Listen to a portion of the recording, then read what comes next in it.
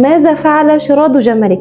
الصحابي خوات بن جبير بيحكي كنا مسافرين مع سيدنا النبي صلى الله عليه وسلم، فكان خوات قاعد في الخيمة بتاعته وراح علشان يملى مية من البئر، فلقى مجموعة نساء قاعدين جنب البئر. دخل الخيمة بتاعته ولبس لبس جميل وتعطر وراح عشان يقعد معاهم. سيدنا محمد عليه أفضل الصلاة والسلام خرج من الخيمة بتاعته فلقاه قاعد مع النساء، فنادى عليه وقال له: يا خوات، إيه اللي قعدك مع النساء؟ اتبعني. فسيدنا خوات اتوتر وقال له: يا رسول الله، أنا الجمل بتاعي شرد، فكنت بطلب منهم يصنعوا لي عقالة اللي هو الحبل علشان الجمل ما يشردش. فسيدنا محمد سكت، وبعد كده هم سافروا للمدينة، وهم في الطريق كان سيدنا محمد كل شوية يقول له: يا خوات، ماذا فعل شراض جملك؟ فسيدنا خوات يسكت ويقول: كنت بحاول ان سيدنا محمد ما يشوفنيش وابعد عن اي مكان هو فيه عشان مش قادر احط عينيا في عينه. قال: فدخلت المسجد في يوم وانا عارف ان سيدنا محمد مش بيكون موجود في الوقت ده، فدخلت اصلي لقيت سيدنا محمد دخل بعدي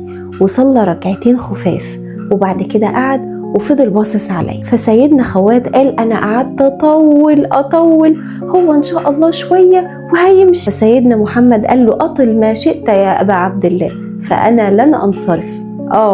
جالك الموت يا تارك الصلاه، طريقك مسدود. فسيدنا خوات خلص الصلاه بتاعته، فسيدنا محمد بيقول له: السلام عليك يا ابا عبد الله، ماذا فعل شراض جملك؟ سيدنا خوات قال له: بصراحة بقى أنا ما شردليش جمل من ساعة ما أسلمت. فسيدنا محمد ابتسم، ويقال إن هو حط إيده على صدر سيدنا خوات وقال له: رحمك الله رحمك الله رحمك الله. ما زعقلوش ولا بكته، وفضل ينكش فيه لحد ما هو جه واعترف بغلطه. ولو سألوك مين أول مؤسس التربية الإيجابية، قول سيدنا محمد عليه أفضل الصلاة والسلام. وخد لحظة للتفكير كده، ولما تشوف حد بيعمل حاجة غلط أو ذنب استر عليه وكلمه بالراحة، لأن مش من حقك تعمل غير كده. وبس كده، ما تنساش تعمل لايك واشتراك في القناة.